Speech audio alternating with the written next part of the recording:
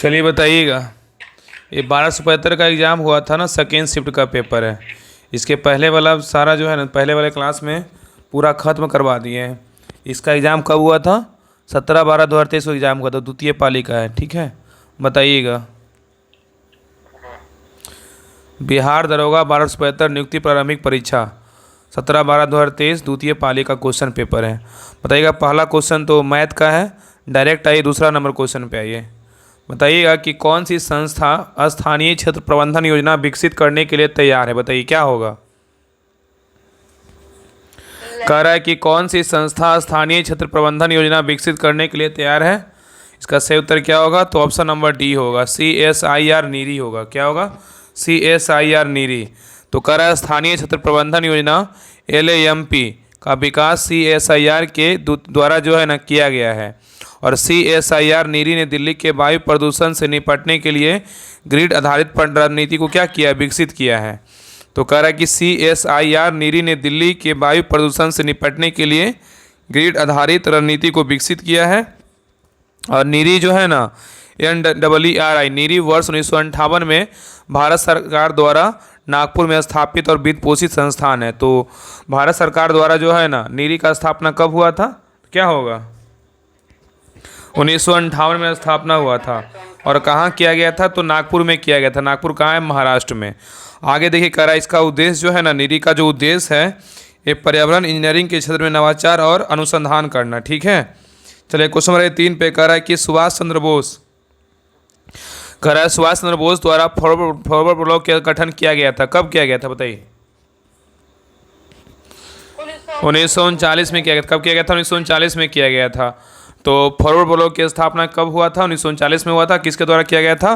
तो सुभाष चंद्र बोस के द्वारा किया गया था। तो कह रहा है कि ऑल इंडिया फॉरवर्ड ब्लॉक की स्थापना 3 मई 1939 को सुभाष चंद्र बोस के द्वारा की गई थी। आगे कह रहा है कि फॉरवर्ड ब्लॉक का अखिल भारतीय सम्मेलन 1940 में नागपुर में आयोजित किया गया था। तो फॉरवर्ड ब्लॉक का अखिल भारतीय जो सम्मेलन हुआ था 1940 में कहाँ हुआ था? तो नागपुर में जो है ना आयोजित किया गया था। और फॉरवर्ड ब्लॉक का अध्यक्ष जो है सुभाष चंद्र बोस को तथा महासचिव जो है ना HB कामत को चुना गया था। यहाँ पर क्वेश्चन अगर थोड़ा सा लेवल हाई करता तो यहाँ पे सीधे पूछ देता है यहाँ क्वेश्चन कि फॉरवर्ड ब्लॉक के जो है अध्यक्ष कौन थे, या तो महासचिव पूछता। महासचिव कौन थे? तो क्या होगा? महासचिव HB कामत। यहाँ पे अध्यक्ष जो है ना सुभाष चंद्र बोस सबको याद है, लेकिन अगर यहाँ महासचिव पूछ जाता तो यहाँ पे बहुत लोग का आंसर गलत हो जाता। क्या होता है? HB कामत को चुना गया था। आगे कह रहा है सुभाष चंद्र बोस ने जर्मनी में फ्री इंडिया सेंटर की स्थापना की थी। तो बताइएगा कि फ्री इंडिया सेंटर की जो स्थापना हुआ था वो किसने किया था और कहाँ किया था? बताइए। फ्री इंडिया सेंटर का जो स्थापना हुआ था वो जर्मनी में हुआ था, सुभाष चंद्र बोस ने किया था। ठीक है, और 1 सितंबर 1942 को सुभाष चंद्र बोस ने आज़ाद हिंद फौज की पहले डिवीज़न की जो है ना स्थापना की थी। और सुभाष चंद्र बोस ने दिल्ली चलो तथा तुम मुझे खून दो और मैं तुम्हें आज़ादी दूंगा का नारा दिया था। तो क्वेश्चन यहाँ पे ये पूछेगा कि दिल्ली चलो का नारा किसने दिया था? क्या होगा? सुभाष चंद्र बोस ने दिया था। और तो तुम मुझे खून दो मैं तुम्हें आज़ादी दूंगा का नारा किसने दिया था? तो सुभाष चंद्र बोस ने दिया था। ठीक है, चलिए क्वेश्चन नंबर 4 पे कर रहा है पंजाब का ब्रिटिश साम्राज्य में विलय किस वर्ष हुआ था? बताइए कब हुआ था? ये हुआ था 1849 में हुआ था। कब हुआ था? 1849 में हुआ था। तो कह रहा है कि पंजाब का ब्रिटिश साम्राज्य में विलय किस वर्ष हुआ था? तो 1849 में हुआ था। ये देखिए, दरोगा जो सीरीज आया था फर्स्ट सेकंड का एडिशन का, पेज नंबर 209 क्वेश्चन नंबर 100, ये सारा कुछ लिखा हुआ है। और ज्ञान बिंदु GS एकेडमी हिस्ट्री का नोट्स में दिया हुआ पेज नंबर 21 में। तो कह रहा है कि पंजाब का संपूर्ण हिस्सा जो है ना 29 मार्च 1849 को ब्रिटिश साम्राज्य में विलय हुआ। और प्रथम आंग्ल सिख युद्ध बताइए कब से कब तक हुआ था? बताइए। प्रथम आंग्ल सिख युद्ध बोलेगा तो 1845 से 46 के बीच हुआ था। ठीक है, उस समय भारत का गवर्नर जनरल बोलेगा तो लॉर्ड हार्डिंग तथा अंग्रेजी सेना का प्रमुख सर ह्यू गफ था। तो बताइए कि जो प्रथम आंग्ल सिख युद्ध हुआ था उस समय भारत का जो गवर्नर जनरल था वो कौन था? तो लॉर्ड हार्डिंग था। कौन था? Lord Hardinge. तथा अंग्रेजों सेना का जो प्रमुख था वो कौन था?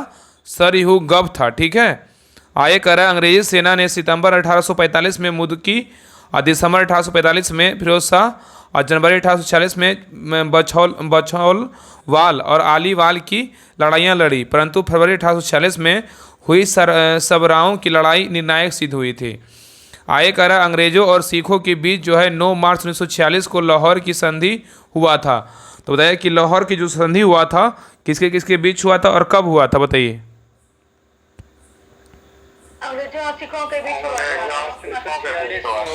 हाँ, तो लाहौर की जो संधि हुआ था वो 9 मार्च 1946 को अंग्रेजों और सिखों के बीच हुआ था। और आगे देखिए कह रहा है कि भैरववाल की संधि जो है ना 22 दिसंबर 1846 को हुआ था। तो भैरववाल की संधि बोलेगा तो कब हुआ था, तो 22 दिसंबर 1846 को हुआ था। इसके तहत राजा दलीप सिंह के संरक्षण हेतु अंग्रेजी सेना का प्रवास पंजाब में मान लिया गया था। आगे कह रहा है द्वितीय आंग्ल सिख युद्ध 1849 में हुआ था। इस समय भारत का गवर्नर जनरल बोलेगा तो कौन था, तो लॉर्ड डलहौजी था। ठीक है, लॉर्ड डलहौजी। तो द्वितीय आंग्ल सिख युद्ध बोलेगा तो कब हुआ था, तो क्या हो जाएगा, 1849 में हुआ था। तो द्वितीय आंग्ल सिख युद्ध हुआ था कब, 1849 में हुआ था। और उस समय भारत का गवर्नर जनरल कौन था, तो बताइए क्या होगा, लॉर्ड डलहौजी था। कौन था, लॉर्ड डलहौजी। कि द्वितीय आंग्ल जो सिख युद्ध हुआ था 1849 में हुआ था, उस समय भारत का जो गवर्नर जनरल था वो डलहौजी था। आगे कह रहा है कि द्वितीय आंग्ल सिख युद्ध के दौरान पहली लड़ाई चिलियानावाला की लड़ाई सिख नेता शेर सिंह एवं अंग्रेज कमांडर गब के बीच हुआ था। तो द्वितीय आंग्ल सिख युद्ध के दौरान पहली लड़ाई बोलेगा चिलियावाला की लड़ाई सिख नेता जो है ना, सिख नेता शेर सिंह एवं अंग्रेज कमांडर गब के बीच हुआ था। आगे कह रहा है कि दूसरी लड़ाई चिनाब नदी किनारे चार्ल्स नेपियर के नेतृत्व में अंग्रेजों ने 21 फरवरी 1849 को लड़ी। इस युद्ध में जो सिख बुरी तरह से क्या हो गया था, तो पराजित हो गया था। आगे कह रहा है कि लॉर्ड डलहौजी की 29 मार्च 1849 की घोषणा द्वारा कह रहा है कि लॉर्ड डलहौजी की 29 मार्च 1849 की घोषणा द्वारा संपूर्ण पंजाब का विलय अंग्रेजों सरकार अंग्रेजी राज्य में जो है ना, अंग्रेजी राज्य में क्या कर लिया गया। चलिए क्वेश्चन नंबर 5 पे देखिए, इंग्लिश का क्वेश्चन था, 2 इंग्लिश का था, 2 हिंदी का क्वेश्चन था। देखिए पहला क्वेश्चन जो है क्वेश्चन नंबर 5 में है, कह रहा है choose the appropriate passive voice of the following sentences from the option given below. यहाँ पे दिया people have been bobs in the streets, इसमें क्या होगा बताइए, इसका सही उत्तर क्या होगा। Wolves have been seen in the streets by people. हाँ, तो बॉब्स हैव बीन जो है ना scene in the street by the people, इसका सही उत्तर क्या होगा, ऑप्शन नंबर डी होगा। देखिए इसमें people has been walls in the street, यहाँ पे एक्टिव वॉइस है, इसको पैसिव वॉइस में चेंज करना था। तो इसका स्ट्रक्चर होता है सब्जेक्ट प्लस हैव प्लस जो है ना वर्ब 3 ऑब्जेक्ट प्लस ऑब्जेक्ट जो है ना ऑब्जेक्ट 1 ऑब्जेक्ट 2। यहाँ पे ये ऑब्जेक्ट 1 है, ऑब्जेक्ट यहाँ से द स्ट्रीट जो है क्या ऑब्जेक्ट 2 है। इसको पैसिव वॉइस से बनाना था, तो इसका walls has been seen in the streets by people. चलिए क्वेश्चन नंबर 6 पे कह रहा है कि दक्षिण अफ्रीका साथी लॉयड हैरिस के साथ मलोरका चैंपियनशिप में यूगल ट्रॉफी जीतकर वर्ल्ड टूर पर अपना पहला खिताब किसने जीता, बताइए क्या होगा, क्या होगा, यूकी भामरी। क्या होगा, यूकी भामरी। तो कह रहा है ये करेंट का क्वेश्चन था, कह रहा है दक्षिण अफ्रीका साथी लॉयड हैरिस के साथ मलोरका चैंपियनशिप में यूगल ट्रॉफी जीतकर वर्ल्ड टूर पर अपना पहला खिताब किसने जीता, यूकी भामरी। चलिए आगे आइए, तो कह रहा है कि दक्षिण अफ्रीका साथी लॉयड हैरिस के साथ मलोरका चैंपियनशिप में यूगल ट्रॉफी जीतकर वर्ल्ड टूर पर अपना जो है ना पहला खिताब यूकी भामरी ने जीता। आगे कह रहा है कि मलोरका ओपन 2023 में यूकी भामरी ने अपने दक्षिण अफ्रीका के साथी लॉयड हैरिस के साथ पहला एटीपी डबल्स खिताब जीता। यह खिताब टेनिस खेल से संबंधित है। चलिए क्वेश्चन नंबर 7 पे कह रहा है कि भारत के सबसे उत्तरी दिशा में निम्न में से कौन सा जो है जयमंडल भंडार स्थित है, बताइए क्या होगा, क्या हो जाएगा, तो कोल्ड डेजर्ट है। क्या है, कोल्ड डेजर्ट। तो कह रहा है कि भारत के सबसे उत्तरी दिशा में निम्न में से कौन सा जयमंडल जो है वो भंडार स्थित है, तो क्या हो जाएगा, तो कोल्ड डेजर्ट। क्या है, कोल्ड डेजर्ट। देख कह रहा है कि भारत के जो है ना भारत के सबसे उत्तरी दिशा में कोल्ड डेजर्ट जयमंडल भंडार स्थित है। और कोल्ड डेजर्ट बोलेगा तो कहाँ है, हिमाचल प्रदेश में है। तो 31 डिग्री 44 मिनट जो है नॉर्थ से लेके 32 डिग्री 59 मिनट क्या है नॉर्थ तक है। और नंदा देवी बोलेगा तो कहाँ है, उत्तराखंड में है। और ये 30 डिग्री मतलब 30 डिग्री 5 मिनट क्या है, तो नॉर्थ से 31 डिग्री 2 मिनट क्या है नॉर्थ तक है। मानस बोलेगा तो कहाँ है, असम में है, सबको पता है। और 26 डिग्री 43 मिनट नॉर्थ से लेके कितना है, तो 26 डिग्री 71 मिनट कितना है नॉर्थ तक है। और सिमलीपाल बोलेगा तो उड़ीसा में है, 21 डिग्री 10 मिनट नॉर्थ से लेके 22 डिग्री 12 मिनट नॉर्थ तक है। और भारत में कुल कितना जैव मंडल भंडार है, तो क्या होगा? 18। भारत में कुल कितना जैव मंडल भंडार है, तो 18 है। देखिए सारा दिया हुआ, बताइए कि नीलगिरी जो है जैव मंडल भंडार दिया हुआ है और राज्य दिया हुआ, इसको कब घोषित किया गया, उसके बाद वर्ष दिया हुआ। बताइएगा कि पूछेगा क्वेश्चन यहाँ भी ये भी पूछता है कि भारत का पहला जैव मंडल जो है ना, वो मंडल भंडार है, वो कौन सा है, बताइए क्या होगा? तो नीलगिरी होगा सबसे पहला। क्या होगा? नीलगिरी। हाँ, जो कहाँ है? तमिलनाडु, केरल और कर्नाटक की सीमा पर है और इसको 1986 में जो है ना इसको घोषित किया गया था। बताइए नंदा देवी, बताइए कहाँ है और किसका इसका वर्ष क्या है, बताइए नंदा देवी का। उत्तराखंड। हाँ, नंदा देवी बोलेगा तो उत्तराखंड में है, इसका वर्ष बोलेगा 1988। नोकरेक बोलेगा तो कहाँ है? नोकरेक बोलेगा तो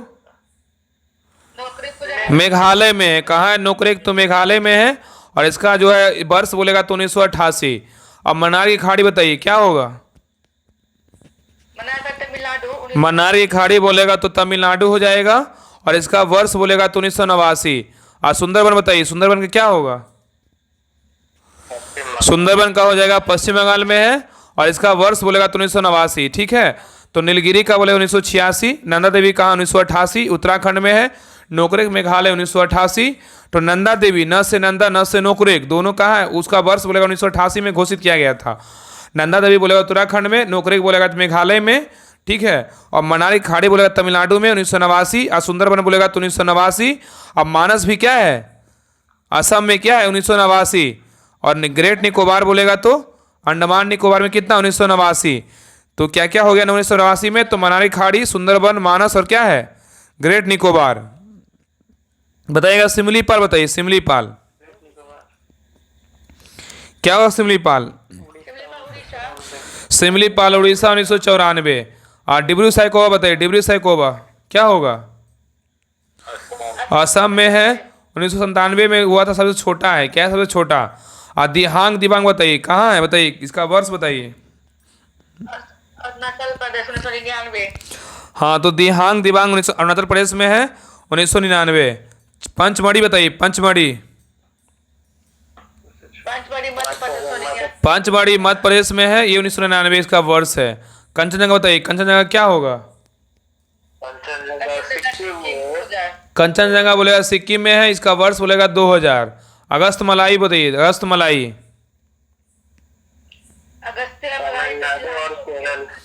अगस्त मलाई तमिलनाडु और केरल के जो है ना मध्य है और 2001 में इसका वर्ष घोषित किया गया था। अचान कमार, ये तो अमरकंटक बताइए क्या होगा? मध्य प्रदेश और छत्तीसगढ़। क्या होगा? मध्य प्रदेश और छत्तीसगढ़ और 2005 में इसका वर्ष घोषित किया गया था। तो अचान अमरकंटक बोलेगा तो मध्य प्रदेश और छत्तीसगढ़ की सीमा पर स्थित है। कच्छ का रण बताइए, कच्छ का रण क्या होगा? कच्छ का रण जो है कहाँ है? गुजरात में है और इसका वर्ष बोलेगा तो 2008 में सबसे बड़ा है। और कोल्ड डेजर्ट बताइए, कोल्ड डेजर्ट क्या हो जाएगा? हिमाचल प्रदेश। क्या होगा? हिमाचल प्रदेश 2009। और शेषाचलम बोलेगा तो आंध्र प्रदेश में 2010। और पन्ना बोलेगा तो मध्य प्रदेश 2011 सबसे नया है। सबसे नवीनतम बोलेगा तो क्या हो जाएगा? पन्ना। सबसे नवीनतम बोलेगा तो पन्ना और सबसे पुराना बोलेगा तो नीलगिरी। ठीक है, नीलगिरी सबसे पुराना, नया बोलेगा तो पन्ना। चलिए बताइएगा क्वेश्चन नंबर 8 पे कह रहा है कि जनगणना 2011 के अनुसार भारत में किस राज्य में जनसंख्या जो है ना घनत्व सर्वाधिक है? घनत्व तो यहाँ पूछा, बताइए क्या होगा? हमारे बिहार। अपना बिहार। क्या हो जाएगा? बिहार। ठीक है, तो कह रहा है जनगणना 2011 के अनुसार भारत में किस राज्य में जो है जनसंख्या घनत्व सर्वाधिक है? तो क्या हो जाएगा? बिहार में। आगे कह रहा है कि जनगणना 2011 के अनुसार भारत में बिहार में जनसंख्या घनत्व क्या है? तो सर्वाधिक है। जनगणना 2011 के अनुसार बोल रहा है सर्वाधिक जनसंख्या घनत्व वाले राज्य कौन कौन है? तो पहला अपना बिहार है, 1106 है। और दूसरा में कौन है? पश्चिम बंगाल कितना है? 1028 है। और तीसरा में बोलेगा तो कौन है? केरल है। और चौथा बोलेगा तो यूपी 829 है। और पांचवा बोलेगा तो हरियाणा कितना? 573। कभी कभी क्या होता है ना, 5 स्टेट कम से कम याद रखिएगा, क्योंकि कभी कभी बोल देगा ना कि मतलब जनगणना 2011 के अनुसार भारत में मतलब कौन सा राज्य जो है तीसरा क्रम पे है, तो चौथा क्रम पे, ऐसे भी पूछ सकता है। ठीक है ना, पांचों याद रखिएगा। तो पहला में बिहार है, दूसरा में पश्चिम बंगाल है, तीसरा में केरल है और चौथा में यूपी है और पांचवा बोलेगा तो क्या है? तो हरियाणा है। ठीक है, चलिए आगे न्यूनतम जनसंख्या घनत्व वाले राज्य बताइए कौन कौन है? 5 राज्य बताइए, तो 5 राज्य का नाम बताइए। क्या हो जाएगा? दूसरा में मिजोरम है, तीसरा में सिक्किम है, चौथा मणिपुर, पांचवा नागालैंड। हाँ, तो न्यूनतम में बात करेगा तो न्यूनतम में सबसे जो है ना कम वाले राज्य कौन सा है? न्यूनतम में अरुणाचल प्रदेश है 17 है, मिजोरम में 52 है, और सिक्किम में 86 है, मणिपुर में 115 है, और नागालैंड में कितना 119 है। तो अरुणाचल प्रदेश, मिजोरम, सिक्किम, मणिपुर और क्या है तो नागालैंड। ठीक है,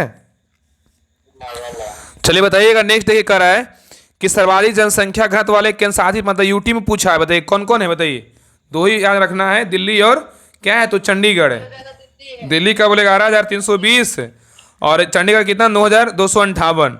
और न्यूनतम जनसंख्या में यूटी बोलेगा तो क्या होगा केंद्र शासित में? अंडमान निकोबार द्वीप समूह, जिसका कितना है 46 है। और याद रखिएगा, नेक्स्ट देखिए नोट में दिया हुआ है कि जनगणना 2011 के अनुसार भारत का जनसंख्या घनत्व जो है कितना है 382 व्यक्ति प्रति वर्ग किलोमीटर है। बहुत अच्छा क्वेश्चन है। यहाँ पे एक क्वेश्चन पूछेगा कि जनगणना 2011 के अनुसार भारत का जो जनसंख्या घनत्व है कितना व्यक्ति प्रति वर्ग किलोमीटर है, तो क्या हो जाएगा 382 व्यक्ति प्रति वर्ग किलोमीटर है। ठीक है, चलिए क्वेश्चन नंबर 9 पे कह रहा है कि निम्नलिखित में से कौन सा जापान की मुद्रा का नाम है? बताइए, सबको पता है क्या है तो एन है, बचपन से पढ़ते आ रहे हैं, क्या एन है। तो जापान की मुद्रा क्या है तो एन है। आगे देखिए कह रहा है कुछ विश्व के प्रमुख देशों की राजधानी या मुद्रा दिया हुआ है, इंपॉर्टेंट दिया हुआ है। तो बताइएगा कि चीन की राजधानी कहाँ है और मुद्रा क्या है? बताइए चीन क्या होगा? चुंग माउंग चुंग कैसे है इसका? चिंग चांग चुंग चांग। चीन का बोलेगा तो जो है ना बीजिंग राजधानी है, इसका मुद्रा बोलेगा तो युआन है। तुर्की बताइए, तुर्की का क्या होगा? तुर्की का बोले तो अंकारा हो जाएगा, मुद्रा बोलेगा तो लीरा। राजधानी तो लगभग पता ही होगा, लेकिन मुद्रा कम से कम याद रखिए क्योंकि आजकल मुद्रा भी बहुत पूछता है। तो चीन का बीजिंग युआन मुद्रा है, या तो रेमनबी भी बोल सकते हैं। तुर्की का बोलेगा अंकारा, मुद्रा बोलेगा तो लीरा है। फिलीपींस बताइए, फिलीपींस का क्या होगा? फिलीपींस का मनीला। फिलीपींस का राजधानी बोलेगा तो क्या हो जाएगा? मनीला हो जाएगा, और मुद्रा बोलेगा तो पीसो हो जाएगा। ठीक है, और क्यूबा बताइए राजधानी कहाँ है? क्यूबा का बोलेगा तो हवाना है, क्या है हवाना, और मुद्रा बोलेगा तो क्या है? पीसो। ठीक है, तो क्यूबा का राजधानी कहाँ है? हवाना, मुद्रा बोलेगा तो पीसो। बताइए बेलीज, बताइए बेलीज, बेलीज का क्या होगा? बेलमोपान। हाँ, बेलीज का बोले बेलमोपान राजधानी है, और मुद्रा बोलेगा तो डॉलर। डोमिनियन बताइए, डोमिनियन का क्या होगा? डोमिनियन गणतंत्र का सेंटो डोमिंगो, सेंटो डोमिंगो राजधानी है, मुद्रा बोलेगा तो पीसो है। होंडुरास बताइए, होंडुरास की राजधानी कहाँ है? मुद्रा क्या है होंडुरास? तेगुसिगल्पा। हाँ, तो होंडुरास की राजधानी कहाँ है? तेगुसिगल्पा, और मुद्रा बोलेगा तो लेम्पीरा है। ग्वाटेमाला बताइए, ग्वाटेमाला क्या होगा? ग्वाटेमाला सिटी है, क्या है? ग्वाटेमाला सिटी है, और मुद्रा बोलेगा तो क्वाड जाल है, क्या है? क्वाड जाल। अगला है फ्रेंच गुयाना, बताइए फ्रेंच गुयाना राजधानी कहाँ है? मुद्रा क्या है? बताइए फ्रेंच गुयाना का बताइए। फ्रेंच गुयाना की राजधानी कोयने है, इसकी मुद्रा फ्रैंक है। हाँ, तो फ्रेंच गुयाना की राजधानी बोलेगा तो कोयने है, और मुद्रा बोलेगा तो फ्रैंक है। टोंगा बताइए, टोंगा। टोंगा की राजधानी नुको अलापा है, इसकी मुद्रा पोंग है। हाँ, तो टोंगा की राजधानी बोलेगा तो नुको अलापा है, और मुद्रा बोलेगा तो पांग है। बाना आतू बताइए, बाना आतू। बाना तो राजधानी पोर्ट विला है, इसकी मुद्रा बातू है। हाँ, बाना आतू का पोर्ट विला है, और मुद्रा बोलेगा तो बातू है। नारू बताइए, नारू। नारू की राजधानी यारेन है, इसकी मुद्रा डॉलर है। नारू की राजधानी यारेन है, लगता है पहली बार सुन रहे होंगे कितना लोग। नारू की राजधानी यारेन, नारू भी देश है ऐसा लग रहा होगा ना। नारू की राजधानी यारेन है, मुद्रा बोलेगा तो डॉलर है। और तुवालू बताइए, तुवालू। तुवालू की राजधानी कहाँ है? फुनाफुट्टी। कहाँ है? फुनाफुट्टी है, मुद्रा बोलेगा तो डॉलर है। चलिए क्वेश्चन नंबर 10 पे कह रहा है कि मुद्रा का प्राथमिक कार्य क्या है? बताइए मुद्रा का प्राथमिक कार्य बताइए क्या होगा? विनिमय का माध्यम और मूल्य का मापक। हाँ, विनिमय का माध्यम हो जाएगा और मूल्य का मापक हो जाएगा। सॉरी, यहाँ पे क्या हो जाएगा?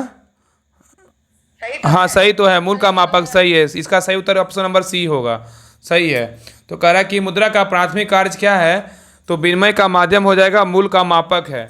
तो कह रहा है कि मुद्रा का प्राथमिक कार्य जो है ना विनिमय का माध्यम और मूल का मापक दोनों है। और मुद्रा के प्राथमिक कार्यों का मुख्य कार्य भी कहा जाता है। इन कार्यों के अंतर्गत मुद्रा के उन कार्यों को सम्मिलित किया जाता है जो मुद्रा द्वारा प्रत्येक देश में संपादित किए जाते हैं। और मुद्रा के दो प्राथमिक कार्य हैं, कौन कौन है देखिए। तो पहला क्या है, तो विनिमय का माध्यम है। क्या है, विनिमय का माध्यम।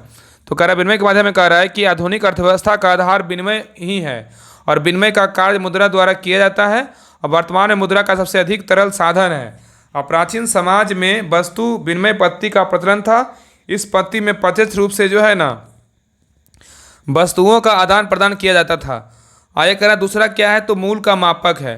तो मूल का मापक क्या होता है, तो कह रहा है मुद्रा का मूल मापन की इकाई का कार्य करती है और दूसरे शब्दों में कहा जा सकता है कि मुद्रा द्वारा मूल को मापा जा सकता है और मूल को मापने के लिए मुद्रा का प्रयोग करने से अधिक गणना कार्य जो है ना बहुत अधिक जो है सरल हो गया है। चलिए क्वेश्चन नंबर 11 पे कह रहा है सर्वाधिक प्रचुरता वाला उत्पादन साधन है, बताइए क्या है। श्रम है। क्या है, तो श्रम। तो कह रहा है कि सर्वाधिक प्रचुरता वाला उत्पादन साधन क्या है, तो श्रम है। तो कह रहा है कि सर्वाधिक प्रचुरता वाला उत्पादन साधन क्या है, तो श्रम है। और श्रम उत्पादन का सबसे प्रचुर और सक्रिय साधन पूंजी और भूमि जैसे निष्क्रिय कारक उत्पादन शुरू नहीं कर सकते।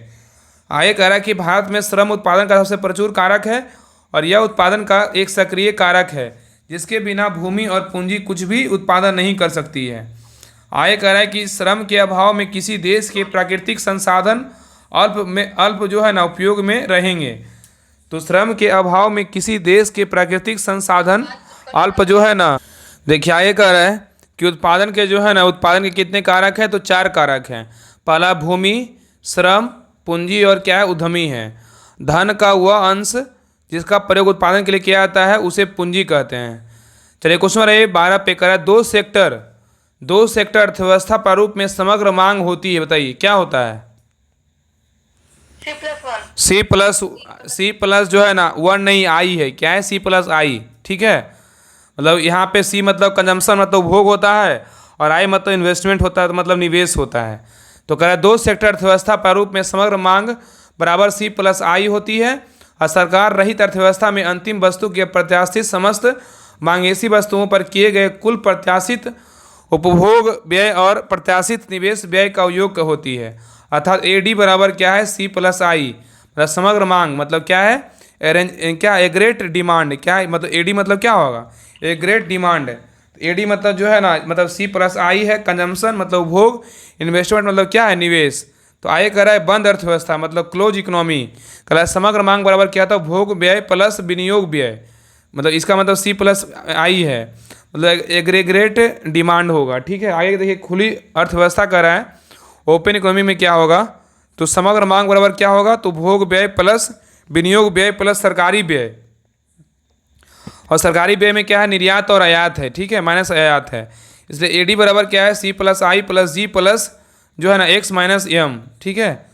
चलिए आइए आगे क्वेश्चन नंबर 13 पे कह रहा है कि जो बात लोगों से सुनी गई हो वाक्यांश के लिए एक शब्द क्या होगा, बताइए क्या होगा इसका सही उत्तर। तो कह रहा है कि जो बात लोगों से सुनी गई हो वाक्यांश के लिए एक शब्द क्या होगा, तो सही उत्तर होगा ऑप्शन नंबर डी, जनश्रुति होगा। क्या होगा, जनश्रुति। तो कह रहा है कि जो बात लोगों से सुनी गई हो वाक्यांश के लिए एक शब्द क्या, जनश्रुति शब्द का प्रयोग होता है। और जानने को इच्छा को क्या बोलेंगे, जिज्ञासा कहेंगे। एक प्रकार की सहमति करके क्या कहेंगे, जजिया कहेंगे।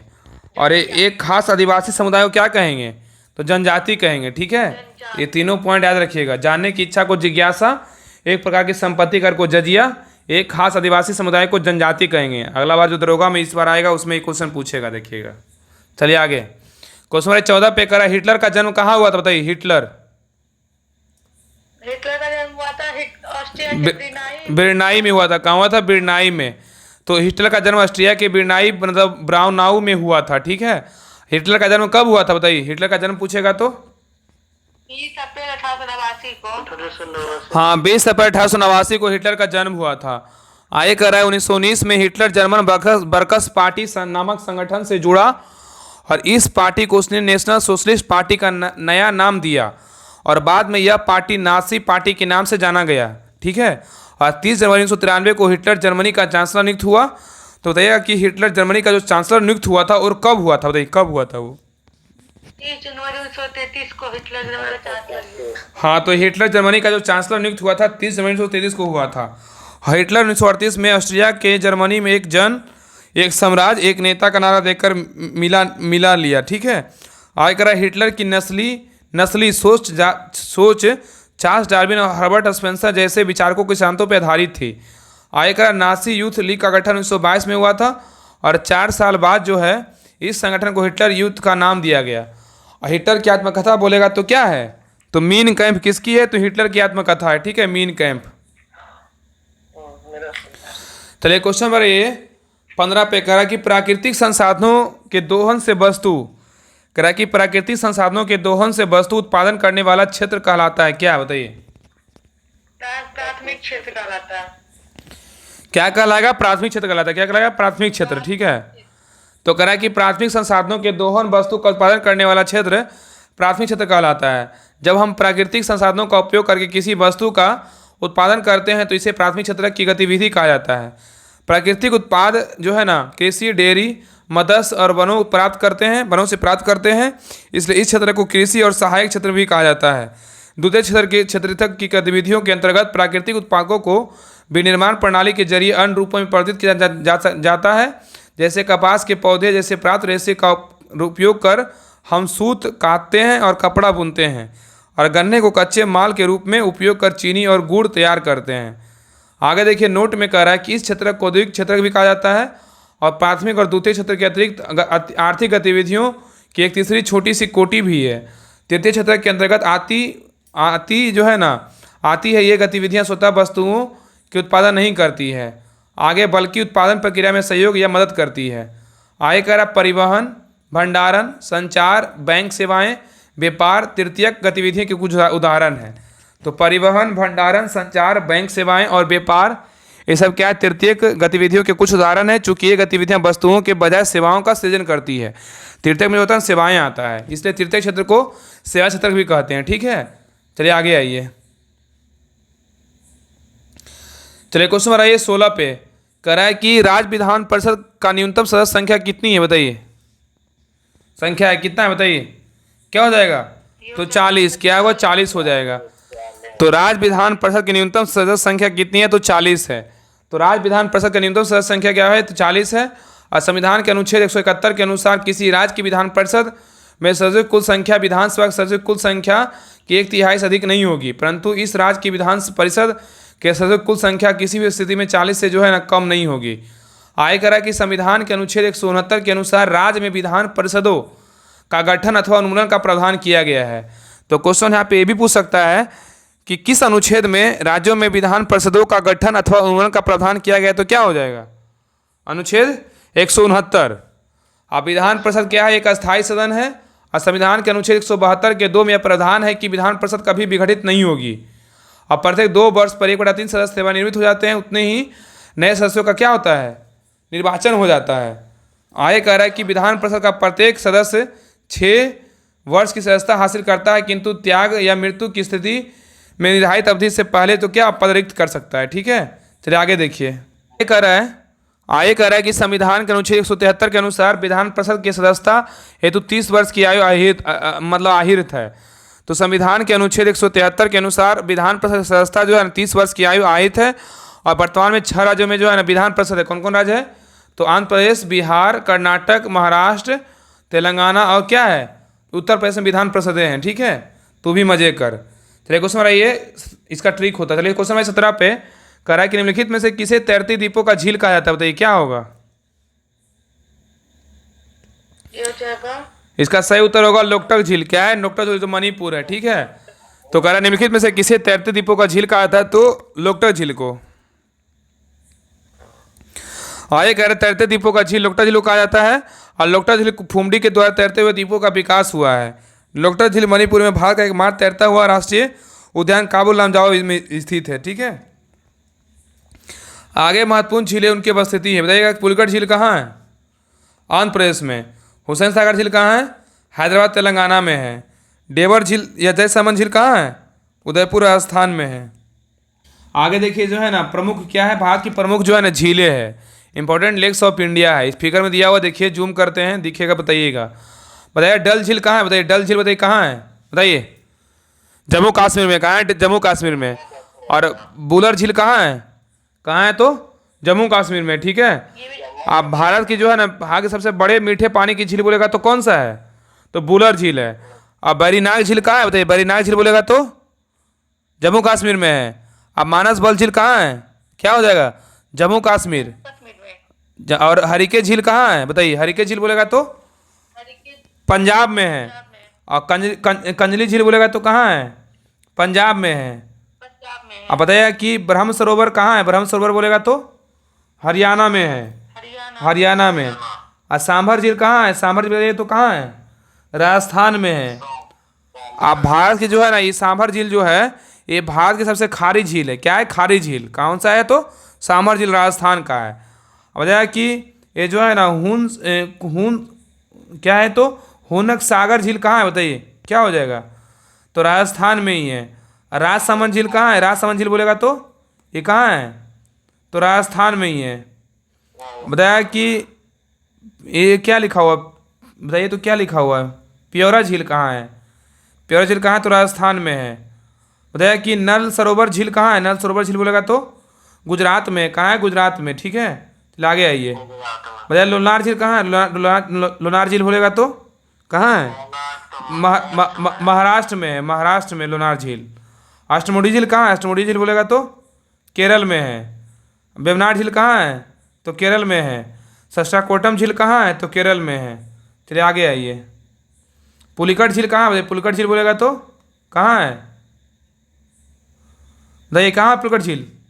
पुलिकट झील बोलेगा तो जो है ना आंध्र प्रदेश में, यहाँ पे उड़ीसा में होता है, देखिए आंध्र प्रदेश उड़ीसा के जो है ना पुलिकट झील बोलेगा तो आंध्र प्रदेश उड़ीसा के सीमा पे भी है। और कोलेरू झील बोलेगा तो कहाँ है, तो आंध्र प्रदेश में है। और चिल्का झील कहाँ है, तो उड़ीसा में, कहाँ है, उड़ीसा में, ठीक है। और रुद्र सागर, चिल्का झील जो है ना भारत की सबसे बड़ी क्या है, तो लेगून झील है, क्या है, लेगून झील जो चिल्का झील है। अब बताइए कि क्या रुद्र सागर झील कहाँ है, रुद्र सागर झील बोलेगा तो क्या हो जाएगा, त्रिपुरा में, कहाँ है, त्रिपुरा में, ठीक है, रुद्र सागर झील। बताइएगा लोकटक झील कहाँ है, लोकटक झील बोलेगा तो मणिपुर में, कहाँ है, मणिपुर में। उमियम झील कहाँ, उमियम झील कहाँ है, उमियम झील बोलेगा तो क्या हो जाएगा, तो मेघालय, ठीक है, मेघालय। उमियम झील बोलेगा तो क्या, मेघालय। दीपोर झील कहाँ है, असम में, कहाँ है, असम में, ठीक है।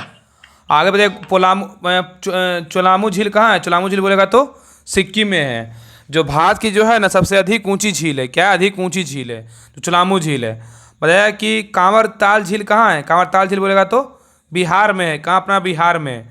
और बताया कि राकसताल झील कहाँ है, राकसताल झील बोलेगा तो उत्तराखंड में, कहाँ, उत्तराखंड में। देवताल बोलेगा तो उत्तराखंड में। नैनीताल बोलेगा तो उत्तराखंड में। और यूपी में कौन सा झील है, किमियम झील, क्या है, किमियम झील सरसई, क्या है, यूपी में है। आगे जाए कि पोंग डैम झील कहाँ है, पोंग डैम झील बोलेगा तो हिमाचल प्रदेश में है। बताइएगा कि चंद्रताल झील कहाँ है, हिमाचल प्रदेश। और रेणुका झील बोलेगा कहाँ है, रेणुका झील बोलेगा तो हिमाचल प्रदेश। और महाराणा प्रताप सागर झील कहाँ है, हिमाचल प्रदेश। और तोसकर नेक बोलेगा तो कहाँ है, लद्दाख में है। और तोसो मारिरी बोलेगा तो लद्दाख में है। और क्या है, प्रासोंग त्योसो, ये कहाँ भी, ये भी लद्दाख में है, ठीक है। ये सारा जो है ना झील दिया हो, बाकी पीडीएफ भेज देंगे, बाकी वहाँ से देख लीजिएगा। चलिए आगे, चलिए क्वेश्चन नंबर आइए 18 पे। कह रहा है कि बिहार के निम्नलिखित में से कौन सा जिला स्वर्ण खनिजों के लिए उत्पादकों की सूची में, बताइए क्या होगा, जमुई। क्या जाएगा, जमुई। तो कह रहा है कि बिहार के निम्नलिखित में से कौन सा जिला स्वर्ण खनिजों के उत्पादकों की सूची में है, तो जमुई है। तो कह रहा है कि बिहार राज्य के जमुई जिला के सोनो प्रखंड के करमटिया गांव के पास सर्वाधिक सोने का भंडार अवस्थित है। और धात्विक खनिज में वे होते हैं जिन्हें खदानों से निकालकर परिशोधित किया जाता है, जैसे सोना, चांदी, तांबा और जस्ता है, ठीक है। आय कर धात्विक खनिज वे होते हैं जिन्हें परिशोधित नहीं किया जा सकता है, केवल उन्हें खुरचकर अथवा काटकर विभिन्न आकृति में जो है ना परिवर्तित किया जा सकता है, जैसे कोयला, चूना, पत्थर, गंधक और जिप्सम है, ठीक है। चलिए आगे आइए। आगे देख कर रहा है कि देश में सबसे उच्च कोटि का चूना पत्थर रोहतास एवं कैमूर जिले में फैले कैमूर के पठार में पाया जाता है, जैसे पायराइट्स, डोलोमाइट। तो कह रहा है कि देश में जो है ना, कह रहा है कि देश में सबसे उच्च कोटि का चूना पत्थर रोहतास एवं कैमूर जिले में फैले कैमूर के पठार में पाया जाता है, जैसे पायराइट्स और डोलोमाइट है। देखिए बिहार में जो है ना प्रमुख खनिज दिया हुआ है बताइए सोना के लिए कहाँ है, बताइए फेमस, सोना के लिए बोलेगा तो जमुई के करमटिया है। शीशा के लिए बोलेगा क्या हो, शीशा के लिए भागलपुर। और क्वार्ट्ज के लिए जमुई। गंधक के लिए रोहतास का अमरझोर। कोयला के लिए क्या हो जाएगा, कोयला के लिए औरंगाबाद। यूरेनियम के लिए गया। फायर क्ले के लिए मुंगेर रोहतास। बेरिलियम के लिए गया नवादा। डोलोमाइट के लिए क्या हो जाएगा, डोलोमाइट के लिए रोहतास का बंजारी। खनिज तेल का क्या हो जाएगा, मुंगेर राजगीर। अबरक के लिए गया नवादा मुंगेर और जमुई। अबरक के लिए गया नवादा मुंगेर और जमुई। चीनी मिट्टी के लिए क्या हो जाएगा, चीनी मिट्टी के लिए भागलपुर बांका, जो है बांका का कटोरिया एवं मुंगेर है, तो भागलपुर बांका और मुंगेर। लिथियम के लिए क्या हो, लिथियम के लिए गया। बॉक्साइट के लिए मुंगेर। खड़गपुर की पहाड़ियाँ व रोहतास, तो बॉक्साइट के लिए जो है ना क्या होगा, मुंगेर और रोहतास। फेल्सपोर के लिए क्या हो जाएगा, फेल्सपोर के लिए तो गया भागलपुर मुंगेर और जमुई। ठीक है, याद रखिएगा। फेल्सपोर के लिए क्या है, तो गया भागलपुर मुंगेर और जमुई। चलिए क्वेश्चन नंबर 19 पे कह रहा है कि भारत छोड़ो आंदोलन के प्रस्ताव को किसने पेश किया था, बताइए क्या होगा। जवाहरलाल नेहरू ने। जवाहरलाल नेहरू ने। क्या हुआ, जवाहरलाल नेहरू ने। तो कह रहा है कि भारत छोड़ो आंदोलन का प्रस्ताव पेश किसने किया था, जवाहरलाल नेहरू ने। तो कह रहा है कि भारत छोड़ो आंदोलन के प्रस्ताव को जवाहरलाल नेहरू ने पेश किया था और 7 अगस्त 1942 को बम्बई के ग्वालियर टैंक में कांग्रेस का वर्धा अधिवेशन जो है ना हुआ था, जिसकी अध्यक्षता अब्दुल कलाम आज़ाद ने की थी। और कांग्रेस के इस ऐतिहासिक सम्मेलन में गांधी जी ने लगभग 70 मिनट तक भाषण दिया था। 8 अगस्त की मध्यरात्रि के बाद सरकार ने कांग्रेस के बड़े नेताओं को गिरफ्तार करने की योजना बनाई और 9 अगस्त 1942 को सुबह ऑपरेशन जीरो आवर के तहत कांग्रेस के सभी महत्वपूर्ण नेता गिरफ्तार कर लिए गए और जिसमें गांधी जी को भी जो है नागा खां पैलेस में रखा गया था। और जवाहरलाल नेहरू को अल्मेड़ा जेल में, राजेंद्र प्रसाद को जो है बांकीपुर जेल में पटना में, मौलाना अबुल कलाम आज़ाद को जो है बांकुड़ा जेल में रखा गया था। और करो या मरो का नारा जो है गांधी जी के द्वारा दिया गया था।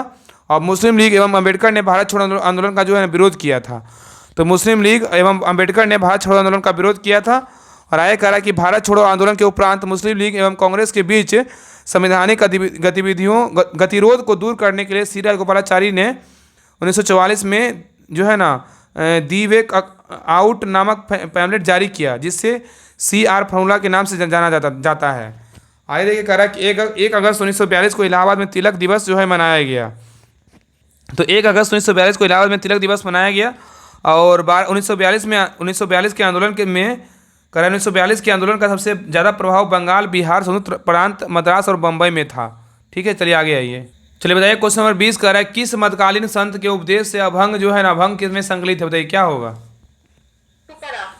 क्या हो जाएगा, तुकाराम। क्या होगा, तुकाराम। ठीक है, तो कह रहा है कि किस मध्यकालीन संत के उपदेश में अभंग में संकलित है, तो तुकाराम। मध्यकालीन संत तुकाराम की शिक्षा अभंगों के रूप में संकलित है और तुकाराम शिवाजी के समकालीन थे। तुकाराम ने हिंदू मुस्लिम एकता पर बल दिया था तथा वारकरी संप्रदाय की स्थापना की थी। आयकर अभंग विट्ठल या निठोबा की संतुति में गाए गए छंदों को कहते हैं। अब महाराष्ट्र के वारकरी संप्रदाय के संतों में 13वीं सदी के दौरान समाज में अलख जगाने के छंद क्षेत्रीय भाषा में गाए गए उन्हें अभंग के नाम से जाना जाता है। अभंग क्या है, तो सुंदर ते ध्यान उभे बिटवेरी और कटेवरी ठेवनिया। आगे कह रहा है कि भक्ति परंपरा में कबीर और गुरु नानक के साथ दादू दयाल का स्थान प्रमुख है। दादू का जन्म संभवतः अहमदाबाद में हुआ था और नामदेव रामानंद के शिष्यों में समकालीन थे। इनका जन्म दर्जी परिवार में हुआ था। और कबीर के बाद रामानंद के शिष्यों ने रैदास जो है ना अत्यधिक प्रसिद्ध हुए और सिख धर्म के प्रमुख ग्रंथ गुरु ग्रंथ साहिब के में रैदास के भजन संग्रहित है। और चित्तौड़ की रानी बोलेगा झाला जो है उनकी परम शिष्या थी। चलिए क्वेश्चन नंबर 21 पे करें निम्नलिखित में से कौन सा बहुलक संघनन बहुलीकरण क्रिया विधि से बनता है, बताइए क्या होगा। नायलॉन। क्या हो जाएगा, नायलॉन। तो कह रहा है कि निम्नलिखित में से कौन सा बहुलक संघनन बहुलीकरण क्रिया विधि से बनता है, तो नायलॉन है। आगे कह रहा है नायलॉन जो है ना संघनन बहुलीकरण नामक क्रिया विधि से बनता है। अब बहुलक क्या है, मतलब पॉलीमर क्या है, तो बहुलकों को बृहद अणुओं की तरह परिभाषित किया जा सकता है जिसका द्रव्यमान अति उच्च तो 10⁻³ से लेकर 10⁻7 U होता है। ठीक है, इन्हें बृहद अणु भी कहते हैं जो पुनरावृत्त संरचनात्मक इकाइयों एकलकों के बृहद पैमाने से जुड़ने से बनते हैं। आगे कह रहा है बहुलकों के संबंधित एकलकों से विचरण के प्रक्रम को बहुलकन या बहुलीकरण कहते हैं। और स्रोतों के आधार पर बहुलक जो है 3 प्रकार के होते हैं। एक होता है प्राकृतिक बहुलक, एक होता है अर्ध संश्लेषित बहुलक और एक होता है संश्लेषित बहुलक। तो पहला कह रहा है कि प्राकृतिक बहुलक क्या होता है, तो पादप तथा जंतुओं में पाए जाते हैं, जैसे उदाहरण में प्रोटीन है, सेलुलोज है, स्टार्च है, कुछ रेजिन और रबड़ है। आगे कह रहा है अर्ध संश्लेषित बहुलक में क्या है, सेलुलोज है व्युत्पन्न, उदाहरण में सेलुलोज एसीटेट, रेयन और सेलुलोज नाइट्रेट है। संश्लेषित बहुलक में क्या, उदाहरण में प्लास्टिक, पॉलीथीन, नायलॉन 6 संश्लेषित रेसे और ब्यूना एस संश्लेषित रबड़ है। ठीक है। आगे कह रहा है कि बहुलकन अथवा बहुलीकरण पोलीमराइजेशन क्या होता है, तो ये दो प्रकार के होते हैं। बहुलीकरण जो होता है दो प्रकार के होता है। देखिए ये पहला क्या क्या है, देखिए तो पहला क्या है, तो योगात्मक बहुलकन। तो कह रहा है श्रृंखला वृद्धि बहुलकन, इस प्रकार के बहुलकन में बहुलक एक ही प्रकार के एकलक मतलब मोनोमर अथवा भिन्न एकल अणुओं के परस्पर योग से मिलकर बनते हैं। अप्रयुक्त होने वाले एकलक असंतुलित यौगिक होते हैं, जैसे एल्कीन, एल्केडाइन और व्युत्पन्न है। आगे कह रहा है योगज बहुलक का उदाहरण क्या है, तो पॉलीथीन है, टेफ्लॉन है, पॉलीटेट्राइथोलिन है और पॉलीक्रिलोनाइट्राइल है और लोन इत्यादि। आगे कह रहा है कि संघनन बहुलक का प्रदर्श वृद्धि बहुलकन, इस प्रकार के बहुलकन में समानता दो द्विक्रियात्मक एकलकों की पुनरावृत्त संघनन अभिक्रियाओं के परिणामस्वरूप सरल अणुओं जैसे जल, अल्कोहल, हाइड्रोजन क्लोराइड आदि जैसे सरल अणुओं का ह्रास हो सकता है और उच्च आणविक द्रव्यमान वाले संघनन बहुलक बनते हैं। आगे करा कि संघनन बहुलक के उदाहरण क्या क्या है, देखिए पॉलीअमाइड है, इसमें नायलॉन 6 और नायलॉन 6 है। दूसरा क्या है, पॉलिस्टर है। तीसरा है फिनॉल, फॉर्मल्डिहाइड बहुलक, बेकेलाइट और संबंधित बहुलक है। फैमिलिन बोलेगा तो फॉर्मल्डिहाइड बहुलक, अटेरिलिन अथवा डेक्रोन इत्यादि है। आगे दिया हुआ है व्यापारिक महत्व, देखिए आगे दिया हुआ है इसका जो है ना व्यापारिक महत्व के कुछ अन्य बहुलक है, मतलब पॉलीमर दिया हुआ, एकलक दिया हुआ, इसका उपयोग कहाँ होता है। तो बहुलक में क्या है, तो पॉलीप्रीन, पॉलीप्रोपीन का जो है ना एकलक क्या है, तो प्रोपीन होता है। और पॉलीप्रोपीन का जो उपयोग होता है कहाँ होता है, तो रस्सियाँ, खिलौने, पाइप, रेसे आदि बनाने में जो है ना पॉलीप्रोपीन का प्रयोग होता है।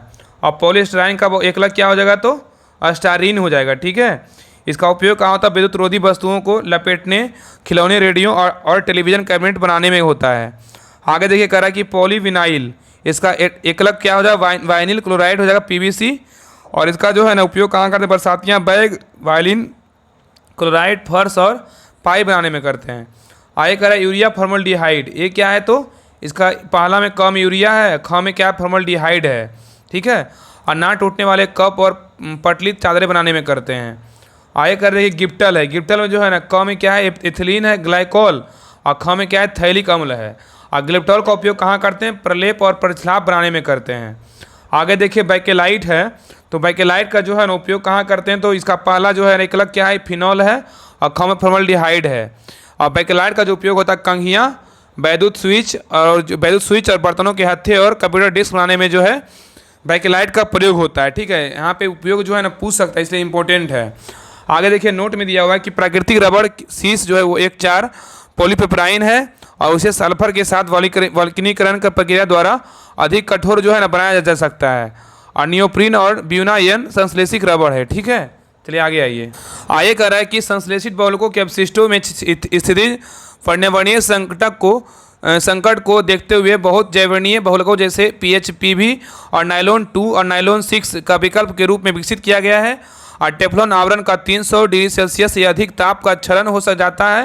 राय कह रहा है कि एक्रिलिक जो है ना, एक्रिलिक रेसे धब्बे रसायनों, कीटों एवं कवक के प्रति अच्छी जो है ना प्रतिरोधक होता है। चलिए क्वेश्चन नंबर 22 पे कह रहा है कि प्रथम विश्व युद्ध के प्रभाव के रूप में महिलाओं ने नई भूमिका में प्रवेश किया, क्योंकि क्या था बताइए, क्या हो जाएगा, कारखानों, इसका सही उत्तर होगा ऑप्शन नंबर 1 हो जाएगा। उन्होंने युद्ध काल में कारखानों, कार्यशालाओं एवं व्यापारिक प्रतिष्ठानों में काम करना आरंभ किया था। तो कह रहा है कि प्रथम विश्व युद्ध में के प्रभाव के रूप में महिलाओं ने नई भूमिका में प्रवेश किया, क्योंकि उन्होंने युद्ध काल में कारखानों, कार्यशालाओं एवं व्यापारिक प्रतिष्ठानों में क्या काम करना आरंभ किया था। आगे देखिए इसका डिटेल देखिए। तो कह रहा है ना कि प्रथम विश्व युद्ध के प्रभाव के रूप में महिलाओं ने नई भूमिका में प्रवेश किया, क्योंकि उन्होंने युद्ध काल में कारखानों, कार्यशालाओं एवं व्यापारिक प्रतिष्ठानों में काम करना आरंभ किया था। आगे कह रहा है कि प्रथम विश्व युद्ध के सामाजिक प्रभाव के रूप में स्त्रियों की स्थिति में व्यापक परिवर्तन देखने में आया, और चूँकि युद्ध में अधिकांशतः पुरुष मारे गए, जिसके कारण जहां संभव था वहां महिलाओं ने बड़े स्तर पर कार्यभार सुचारू रूप से संभाला, जिससे उनकी आर्थिक स्थिति न केवल सुदृढ़ हुई अपितु पुरुषों पर अपनी अस्मिता से भी मुक्त हो सकी। आगे कह रहा है कार्यशील जनसंख्या में उनकी बढ़ती हिस्सेदारी के फलस्वरूप महिलाओं को 1918 में इंग्लैंड और 1920 में जर्मनी में मताधिकार का अधिकार दिया गया। आगे कह रहा है कि प्रथम विश्व युद्ध जो हुआ था 29 जुलाई 1914 से 11 नवंबर 1918 तक हुआ था। तो प्रथम विश्व युद्ध जो हुआ था 29 जुलाई 1914 से लेकर 11 नवंबर 1918 तक हुआ था। और तत्कालीन कारण क्या था? 28 जून 1914 को ऑस्ट्रिया के सिंहासन के उत्तराधिकारी आर्कड्यूक फर्डिनेंड और उसकी पत्नी की बेब्सिनिया की राजधानी सराजोवा में हत्या। और प्रथम विश्व युद्ध में दौरान लड़े गए महत्वपूर्ण युद्ध जो है कौन कौन था? तो टेनेरबर्ग का युद्ध बोलेगा तो 26 से 31 अगस्त 1914 को हुआ था। और मांड का युद्ध बोलेगा तो 5 से 10 सितंबर 1914 को हुआ था। और सरी बैर तथा सुबला खाड़ी का युद्ध हुआ था 6 से 10 अगस्त 1915 को हुआ था। और बर्दू का युद्ध बोलेगा 21 फरवरी 1916 से 20 अगस्त 1917 तक हुआ था। अमिये का युद्ध बोलेगा तो जो है 8 अगस्त से 11 अगस्त 1918 को हुआ था।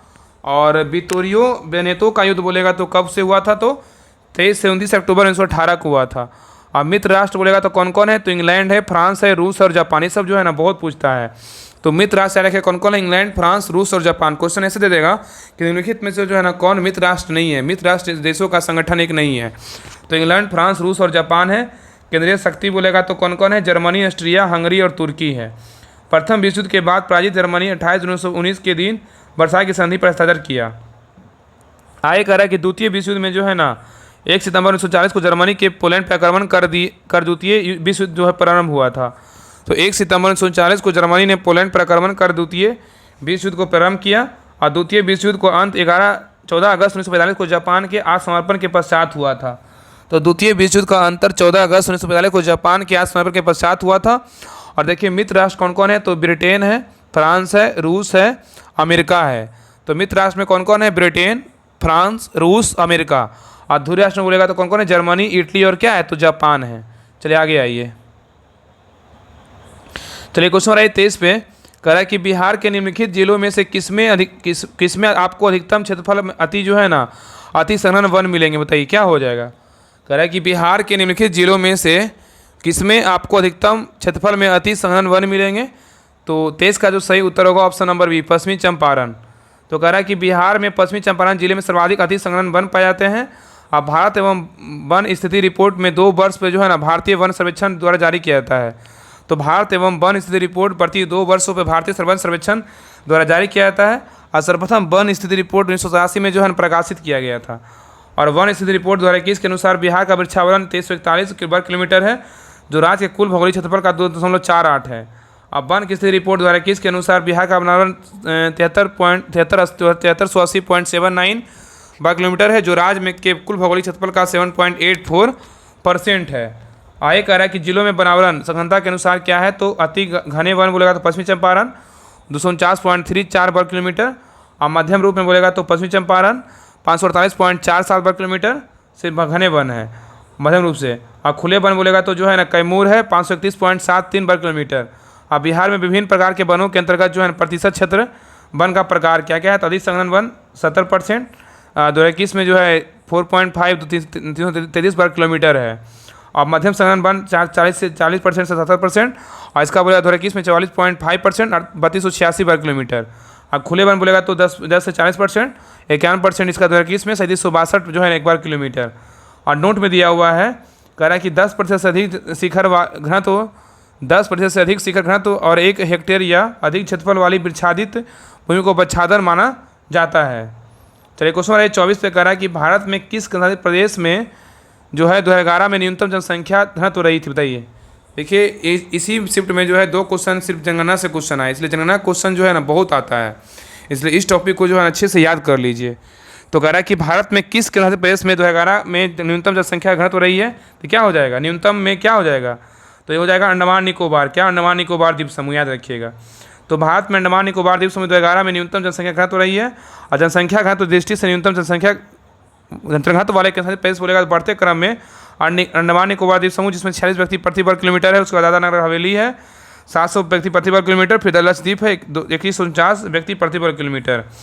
आगे कह रहा है कि जनसंख्या घनत्व की दृष्टि से न्यूनतम जनघनत्व वाले राज्य बोलेगा तो बढ़ते क्रम में अरुणाचल प्रदेश है 17 व्यक्ति प्रति वर्ग किलोमीटर।